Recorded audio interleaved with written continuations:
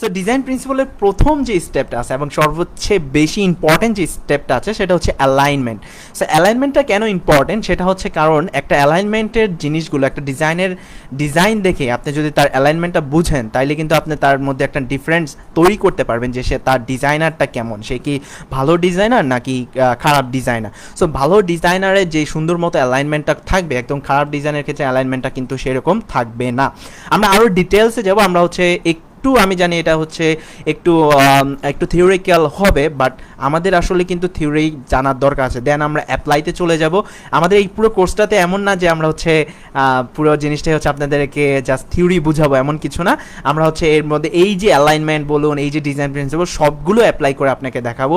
So প্যারা নেওয়ার কোনো কারণ নেই, আমরা হচ্ছে অ্যালাইনমেন্টের একটু টপিক থিওরিগুলো আগে বুঝে আসি।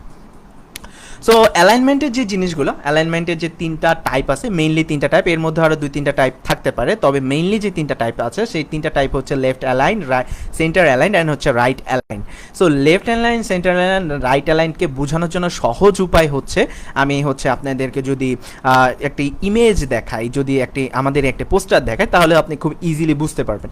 এইখানে যে দেখুন, এখানে যেই পোস্টারটা আছে সেখানে যে কপিগুলো আছে, কপি বলতে আমরা বুঝি হচ্ছে টেক্সটগুলো আছে, যে টেক্সটগুলো আমার এখানে আছে। এই পোস্টারটার মধ্যে কি কি উপাদান আছে সেটা যদি বলি, the element of the poster is that একটা লোগো আছে, কিছু টেক্সট আছে, এবং আর হচ্ছে একটা মোবাইল মকআপ আছে, আর হচ্ছে এই যে তিনটে একটা ব্যাকগ্রাউন্ড আছে। এই 4-5টা এলিমেন্ট দিয়ে সুন্দর একটা স্ট্যান্ডার্ড ডিজাইন করে ফেলতে পারি।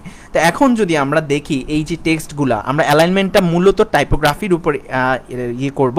ডিজাইন প্রিন্সিপালটা কিন্তু মোরাল অফ দ্য, যেমন পার্টস অফ স্পিচ যেমন পুরো গ্রামারটাকে কভার করে, ঠিক ডিজাইন প্রিন্সিপালটা হচ্ছে সেই জিনিসটা। তো ডিজাইন প্রিন্সিপালের এখন যে জিনিসটা সেটা হচ্ছে যে এই যে অ্যালাইনমেন্টটা আছে, অ্যালাইনমেন্টটার আমরা দেখছি এটা হচ্ছে কোন দিকে আছে, লেফটের দিকে, সবগুলো জিনিস লেফট থেকে শুরু হয়েছে। সো লেফট অ্যালাইনটা হচ্ছে খুব মোস্ট পপুলার একটা alignment because of our country, our region, or বলা চলে যে এই যে আমাদের কান্ট্রি ওয়াইজ যে এইটা কিন্তু ভ্যারি করে। কেন ভ্যারি করে সেটা যদি আমি আপনাকে বুঝাই, সেক্ষেত্রে আপনি একটু চিন্তা করেন যে বাংলাদেশের যেই টেক্সটগুলো, বইপত্রগুলো আছে, আমরা যে বইপত্রগুলো বুকিশ জিনিসপত্রগুলোতে নিয়ে অভ্যস্ত, সেই জিনিসগুলোর মধ্যে দেখবেন যে সেগুলো হচ্ছে কিন্তু লেফট থেকে শুরু হয় এবং আমরা সেইভাবে থেকে লেফট থেকে রাইটের দিকে পড়তে থাকি। তো সেই ক্ষেত্রে অ্যাজ এ ইউজার আপনাকে চিন্তা করতে হবে যে আমার ডিজাইনটা হচ্ছে আমার ইউজার কতটা ইজিলি রিডেবিলিটি যেটা আছে সেটা কতটা ইম্পর্টেন্ট এবং কতটা কার্যকরী, সেই জিনিসটা হচ্ছে আমাকে এনশিওর করতে হবে। তখন কিন্তু আমি ইজিলি বুঝতে পারবো যে আমার যে ডিজাইনটা কতটা কোয়ালিটিফুল হয়েছে। তো লেফট অ্যালাইনটা কি হয় যে আমার সব কিছু থাকবে লেফটের দিকে, আমি সব কিছু লেফট থেকে শুরু করব এবং শেষ করব হচ্ছে রাইটের দিকে। তো এইটাই হচ্ছে লেফট অ্যালাইন। আমরা যেহেতু বাংলা বই আমরা পড়ছি, আমরা ইংলিশ বইগুলো পড়ছি, সবগুলো বইয়ের ক্ষেত্রে আমরা দেখব হচ্ছে আমাদের লেফট অ্যালাইনের মধ্যে বেশি একটা গুরুত্ব দেওয়া হয় সব কিছু, কারণ হচ্ছে এইটা হচ্ছে আমাদের কান্ট্রি। কিন্তু আমরা যখন যাব, আমাদের যখন আরেকটা যে রাইট অ্যালাইনমেন্ট আছে, এইটা কিন্তু সচরাচর দেখা যায় না। দ্যাটস ওয়াই আমি হচ্ছে আমাদের কোনো পোস্টারও পাইনি, আমি হচ্ছে গুগল থেকে একটা কপি দিয়ে দিয়েছি। সো যেই পোস্টারটা, এইখানে দেখুন সব কিছু কিন্তু রাইটের দিকে আছে, অর্থাৎ সব কিছু শুরু হয়েছে রাইট থেকে এবং শেষ হচ্ছে লেফটের দিকে। সো কেন রাইটের দিকে শুরু হয়েছে, এটাকে বলা হচ্ছে রাইট অ্যালাইনমেন্ট। এই অ্যালাইনমেন্টটা প্রচলিত হচ্ছে অ্যারাব কান্ট্রিগুলো, যেই কান্ট্রিগুলোতে হচ্ছে, ধরুন আমি যদি আপনাকে ইজিলি এক্সাম্পল দিই, আপনারা সবাই হচ্ছে যারা মুসলিম রয়েছেন তারা কিন্তু কোরআন শরীফ পড়েছেন, কোরআন শরীফে দেখা যায় সেটা কিন্তু পড়া শুরু হয় আমাদের রাইট থেকে। সো ওই দেশে কিন্তু আপনি যদি লেফট অ্যালাইন থেকে শুরু করেন তাহলে কিন্তু সেটা একদম তাৎপর্যপূর্ণ হবে না, সেক্ষেত্রে আমাকে কিন্তু রাইট অ্যালাইনমেন্ট চিন্তা করতে হবে। সো ডিজাইন প্রিন্সিপালটা অনেকটাই ডিপেন্ডেবল অর ইউর অডিয়েন্স, আপনার অডিয়েন্সটা কেমন, তাদের people, the most of the people যারা দেখবে তারা কি চাচ্ছে, সেইটা হচ্ছে লাইক সেই যে একটা কথা বলে না হচ্ছে যে always the client is a king.